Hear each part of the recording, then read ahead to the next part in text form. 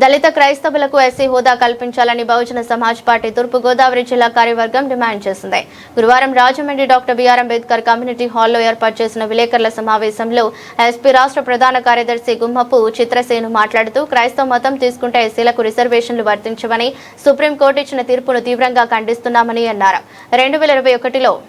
2021లో pastor Chintada Anand అక్కల రామరెడ్డి కేసులో మార్చి 24వ తేదీ చింతాడ ఆనంద్ కు వ్యతిరేకంగా సుప్రీంకోర్టు క్రైస్తవ మతం తీసుకున్న వారికి ఎస్సీ ఎస్టీ అట్రాసిటీ కేసు వర్తించని తీర్పు ఇచ్చిందని అన్నారు.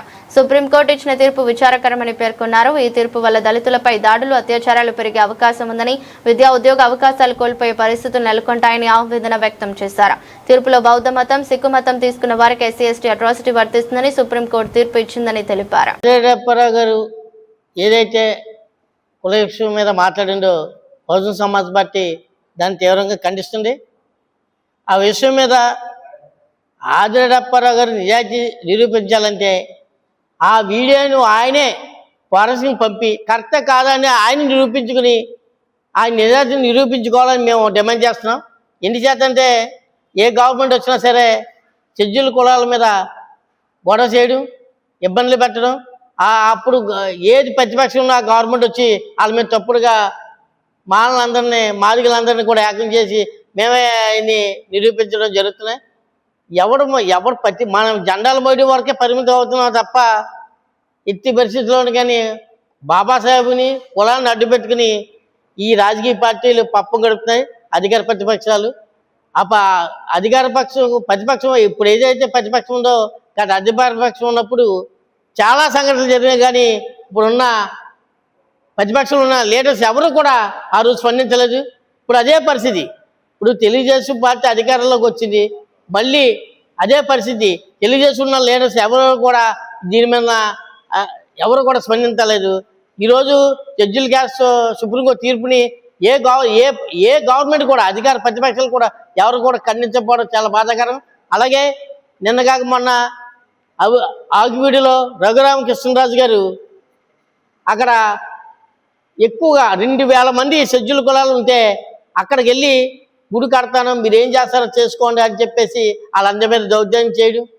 అలాగే గన్నవరంలో ఒక పెళ్ళి అయిపోయి నెల అయిపోతుంది, పెళ్ళి అయిపోయి అక్కడ ఆ గన్నవరం దగ్గర అక్కడ కొంతనపల్లిలో అక్కడ చనిపోయిన బాడీని కూడా తీసుకెళ్తుంటే అక్కడికి వెళ్ళకూడదని ఆఫ్ చేయడం చాలా బాధాకర విషయాలు. ఇది ఏదైతే ఉందో కేవలం షెడ్యూల్ కులాల్లో ఒక వర్గాన్ని టార్గెట్ చేస్తూ, షెడ్యూల్ క్యాస్ట్లో ఒక వర్గాన్ని టార్గెట్ చేస్తూ గవర్నమెంట్ నడుస్తుంది. మేము దీన్ని చాలా తీవ్రంగా ఖండిస్తున్నాం.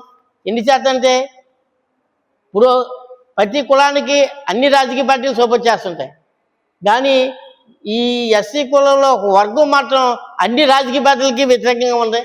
అన్ని రాజకీయ పార్టీలు కూడా చాలా ఇబ్బంది పెడుతున్నారు వర్గం అని మేము దాన్ని తీవ్రంగా ఖండిస్తున్నాం. కోనసీమ జిల్లాలో కానీ ఈ రాష్ట్రంలో కానీ జరుగుతున్న పరిమాణాలన్నీ కూడా చాలా తీవ్ర ఇబ్బంది కలుగుతున్నాయి. ఎట్టి పరిస్థితుల్లో ఏదైతే కూటమి ప్రభుత్వం తన తీరును మార్చుకోకపోతే చాలా ఇబ్బందికరండి. 151 సీట్లు వచ్చిన వైసీపీకి 11 సీట్లు ఎలాగొచ్చాయో మీకు కూడా అదే గతి పడుతుందని చెప్పేసి సీరియస్గా బహుజన సమాజ్ పార్టీ తెలియజేస్తుంది. ఎందుచేతంటే వైసీపీ అధికారంలో కూడా బహుజన సమాజ్ పార్టీ చాలా తీవ్రమైన ఉద్యమాలు చేసి ఈరోజు ఈ స్థితి రావడం బహుజన సమాజ్ పార్టీ చాలా కీలక పాత్ర వహించింది. అలాగే టీడీపీకి కూడా ఈ కుటుంబ ప్రభుత్వానికి కూడా మేము చాలా గట్టిగా తెలియజేస్తున్నాం. మీరు చేస్తున్న పనులు మీ వరకు వస్తున్నాయో లేవో అధినాయకులు కానీ లోకల్గా బలహీన వర్గాలు చాలా ఇబ్బంది పడుతున్నారు, గ్రామాల్లో ప్రజలు చాలా ఇబ్బంది పడుతున్నారు.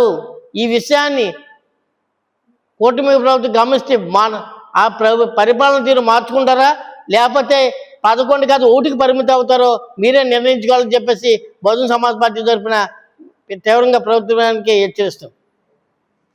విద్యా ఉద్యోగ రాజకీయ రంగాల్లో వీళ్ళకు ఉన్నటువంటి అవకాశాలన్నీ కూడా కోల్పోయే ప్రమాదం ఉంది. ఇవాళ హిందూ మతంలో కుల వివక్ష ఉండడం వల్ల హిందువుల మతంలో ఉన్నటువంటి దళితుల్ని రోడ్డు మీద నడవడానికి హక్కు లేకుండా చేసి, స్కూల్లో చదువుకోవడానికి హక్కు లేకుండా చేసి, అంటే సమాజానికి దూరంగా పెట్టి పశువుల కంటే హీనంగా చూస్తున్న పరిస్థితుల్లో వీళ్ళు ఇప్పుడు అప్పుడున్నటువంటి ఆదరించినటువంటి కులాన్ని పట్టించుకోకుండా అందరినీ సమానంగా చూసినటువంటి క్రైస్తవ మతంలోకి కానీ, సిక్కు మతంలోకి కానీ, బౌద్ధ మతంలోకి కానీ దళితులు చాలా చోట్ల మత మార్పిడికి లోనవడం జరిగింది. అయితే దానికి కారణం ఏంటంటే వాళ్ళకి ఆధ్యాత్మిక భావన కావాలనే ఉద్దేశంతో వెళ్ళడం జరిగింది.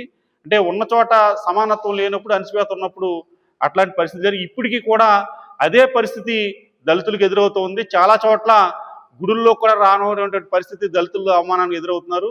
వాళ్ళు సామాన్య దళితులే కాదు, గతంలో రాష్ట్రపతిగా పనిచేసినటువంటి కోవింద్ గారినే మరి గుడి మెట్ల మీద ఉంచి అవమానించడం జరిగింది. ఒక రాష్ట్రపతినే గుడి లోపలికి రానని పరిస్థితి ఈ దేశంలో ఉంది. అలాంటి పరిస్థితుల్లో వాళ్ళ ఆధ్యాత్మిక చింతన కోసం రకరకాల మతాలని వాళ్ళు ఆచరించడం జరిగింది దళితులు. మరి దాన్ని బేస్గా చేసుకుని ఇవాళ క్రైస్తవంలో కులం లేదు కాబట్టి వీళ్ళకి రిజర్వేషన్స్ హక్కు లేదు, వీళ్ళకి అట్రాసిటీ వర్తించదు అని అంటే ఇప్పుడు 90% దళితులందరూ కూడా మరి ఆధ్యాత్మికంగా క్రైస్తవాన్ని ఫాలో అవుతున్నారు.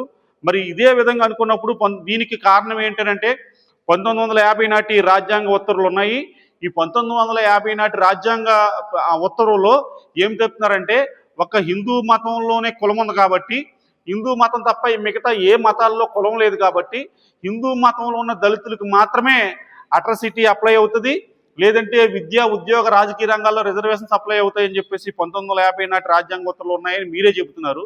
మరి 1950 నాటి రాజ్యాంగ ఉత్తర్వులు ఉన్నప్పుడు 1956లో మరి సిక్కు మతస్థులను కూడా ఎస్సీ జాబితాలోకి తీసుకోవడం జరిగింది. అంటే హిందూ మతం కాకుండా సిక్కు మతం తీసుకున్న దళితులు కూడా ఎస్సీలుగానే పరిగణించబడతారు. వాళ్ళ మీద ఏదైనా సిక్కు మతం తీసుకున్న దళితుల మీద దాడి జరిగితే వాళ్ళకి ఎస్సీ ఎస్టీ అట్రాసిటీ అప్లై అవుతుంది. వాళ్ళకి విద్యారంగంలో కానీ, రాజకీయ రంగంలో కానీ, ఉద్యోగ రంగంలో కానీ ఎస్సీ అంతకుముందున్న ఎస్సీ హిందువులకి, హిందూ మతంలో ఉన్న ఎస్సీలకి ఏ విధంగా అయితే అన్ని హక్కులు సంపూర్ణంగా అందుతున్నాయో సిక్కు మతంలో ఉన్న ఎస్సీలకు కూడా అందుతాయని చెప్పేసి 1956లో సిక్కు మతస్థులకి మరి రాజ్యాంగ ఉత్తర్వులో సిక్కు మతస్థులు చేర్చడం జరిగింది. తర్వాత 1990లో మరి చాలామంది దళితులు బౌద్ధాన్ని ఫాలో అవుతున్నారు కాబట్టి వాస్తవానికి బౌద్ధంలో కులం లేదు, కులం ఉన్నదల్లా హిందూ మతంలోనే ఉంది. కానీ దళితులందరూ కూడా బౌద్ధాన్ని ఫాలో అవుతున్నారు కాబట్టి బౌద్ధంలోకి మారిన దళితులకు కూడా ఎస్సీ ఎస్టీ అట్రాసిటీ అప్లై అవుతుంది. విద్యా ఉద్యోగ రాజకీయ రంగాల్లో వాళ్ళకి హిందూ మతంలో ఉన్న ఎస్సీలకి ఎలాగైతే అవకాశాలు ఉన్నాయో బౌద్ధంలో మారిన వాళ్ళకు కూడా ఏ అవకాశాలు ఉంటాయని చెప్పేసి 1990లో మరి బౌద్ధంలో మారిన వారికి కూడా అవకాశాలు కల్పించడం జరిగింది. మరి ఇప్పుడు బహుజన్ సమాజ్ పార్టీ తరఫున మేము డిమాండ్ చేసేది ఏంటంటే 56లో సిక్కుల్ని, 90స్లో బుద్ధిస్టుల్ని ఏ విధంగా అయితే ఆ జాబితాలో చేర్చే అవకాశాలు కల్పించారో ఇప్పుడు మరి క్రైస్తవ మతంలోకి మారిన దళితులకు కూడా అదే విధంగా ఒక ప్రెసిడెన్షియల్ ఆర్డర్ తీసుకొచ్చి, లేదంటే పార్లమెంట్లో ఒక చట్టం చేసి క్రైస్తవ మతం తీసుకున్న దళితులకు కూడా ఇదే విధమైన అవకాశాలని, ఇదే విధమైన హక్కుల్ని కల్పించాలని చెప్పేసి బహుజన్ సమాజ్ పార్టీ తరఫున డిమాండ్ చేస్తూ ఉన్నాం. ఈ విషయం మీద మరి గతంలో 2005లోనే బెహన్ కుమారి మాయావతి గారు నిజాం కాలేజీలో జరిగినటువంటి బహిరంగ సభలో ఓపెన్గా చెప్పడం జరిగింది. దళిత క్రైస్తవుల్ని ఎస్సీ జాబితాలో చేర్చాలని చెప్పి బహుజన్ సమాజ్ పార్టీ డిమాండ్ చేస్తుంది. అన్ని డిమాండ్ చేయడమే కాకుండా ఆనాటి ప్రధానిగా ఉన్నటువంటి మన్మోహన్ సింగ్ గారికి 2 సార్లు బహుజన్ సమాజ్ పార్టీ లెటర్ రాయడం జరిగింది. మీరు పార్లమెంట్లో బిల్లు పెట్టినట్టయితే బహుజన్ సమాజ్ పార్టీకి ఉన్న ఎంపీలందరూ కూడా ఈ బిల్లుకి మద్దతుగా ఓటేస్తారని చెప్పేసి మాయావతి గారు 1-2 సార్లు ఆనాటి ప్రధానమంత్రి మన్మోహన్ సింగ్ గారికి లెటర్ రాయడం, ఈ విషయం అనేక రాజకీయ వేదికల మీద బహుజన్ సమాజ్ పార్టీ లేవనెత్తడం జరిగింది. అయితే ఆనాడు ఉన్నటువంటి కాంగ్రెస్ పార్టీ 2004 నుండి 2014 వరకు కేంద్రంలో అధికారంలో ఉన్నప్పటికీ కూడా దళితులు ఓట్లు వేయించుకుంది తప్ప దళితులకి భవిష్యత్తులో ఇటువంటి ఇబ్బంది రాకుండా చేయాలన్న ఆలోచన, కనీస జ్ఞానం వాళ్ళ దగ్గర లేదు.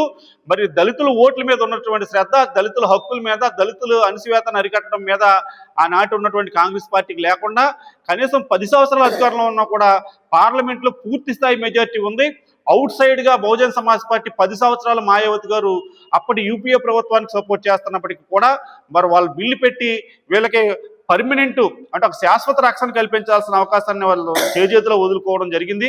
ఇవాళ వచ్చినటువంటి ఈ కేంద్రంలో ఉన్నటువంటి బీజేపీ ప్రభుత్వం, లేదంటే ఎన్డీఏ ప్రభుత్వం ఏదైతే ఉందో మరి వీళ్ళైనా సరే ఈ డిమాండ్ని అమలు చేయాలని చెప్పి డిమాండ్ చేస్తూ ఉన్నాం.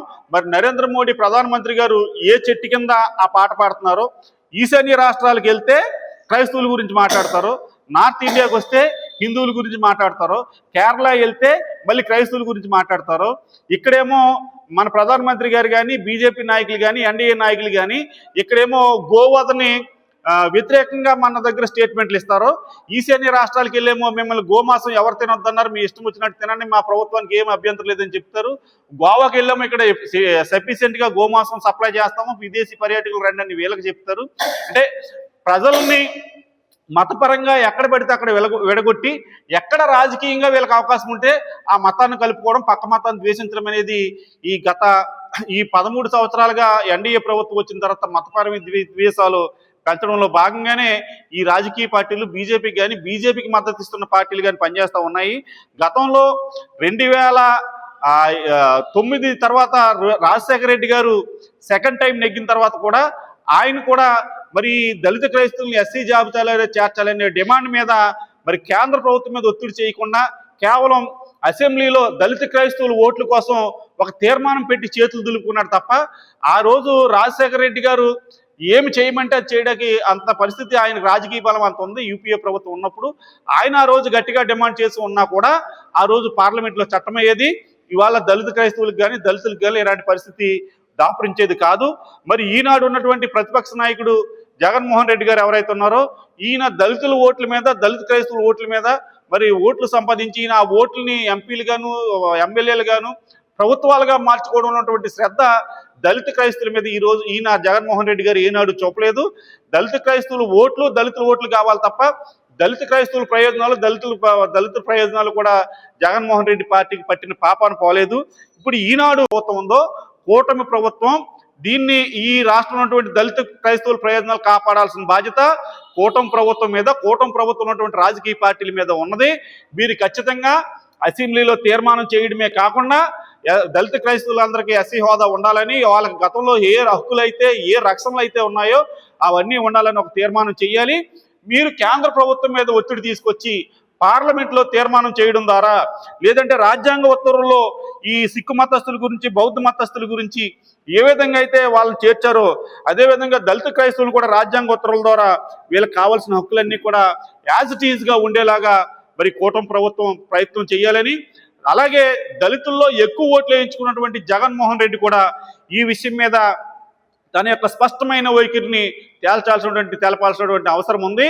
ఎందుకనంటే ఈయన ఇప్పటి వరకు నరేంద్ర మోడీ ప్రధానమంత్రి అయిన తర్వాత ఒక్కరోజు కూడా నరేంద్ర మోడీ గారికి వ్యతిరేకంగా కానీ, ఈ ఎన్డీఏ కూటమికి వ్యతిరేకంగా కానీ ఒక్క స్టేట్మెంట్ కూడా జగన్మోహన్ రెడ్డి నోటి నుంచి కానీ, వైసీపీ నాయకుల నోటి నుంచి కానీ ఈ రోజు వరకు వినలేదు. ఈయన పేరుకి ఆంధ్రప్రదేశ్లో ప్రతిపక్షం, కేంద్రంలో మిత్రపక్షంగా జగన్మోహన్ రెడ్డి గారు ఆయన పార్టీ వ్యవహరిస్తూ ఉంది. మీరు దళిత క్రైస్తవులు ఓట్లే కావాలా, దళిత క్రైస్తవుల హక్కులు, వాళ్ళ యొక్క ప్రయోజనాలు కావాలా తెలుసుకోవాల్సినటువంటి పరిస్థితి ఇవాళ జగన్మోహన్ రెడ్డి గారు మీద ఉంది. ఆయన కూడా ముందుకొచ్చి ఖచ్చితంగా కేంద్ర ప్రభుత్వం మీద, నరేంద్ర మోడీ మీద ఒత్తిడి తెచ్చి పార్లమెంట్లో బిల్లు పెట్టి ఈ యొక్క దళిత క్రైస్తవుల ప్రయోజనాలు కాపాడే విధంగా మరి పనిచేయాలని చెప్పేసి బహుజన సమాజ్ పార్టీ అటు జగన్మోహన్ రెడ్డి గారిని, ఇటు కూటమి ప్రభుత్వాన్ని డిమాండ్ చేస్తూ ఉన్నాం. లేదంటే వీళ్ళ ఆర్థిక పరిస్థితులు మారిందా అనే విషయాన్ని కేంద్ర రాష్ట్ర ప్రభుత్వాలు మరి ఆలోచించాల్సినటువంటి అవసరం ఉంది. అంటే దళిత క్రైస్తవ మతం తీసుకున్నంత రానా మన అందరికీ తెలుసు, కులం లేకుండా వాళ్ళ కులం ప్రకారం చూస్తారా, మతం ప్రకారం చూస్తారా? మతం మారినప్పటికీ కూడా మరి దళిత క్రైస్తవుల సామాజిక హోదా ఏమాత్రం కూడా మార్పు చెందలేదు, ఆర్థిక పరిస్థితులు కూడా మార్పు చెందలేదు.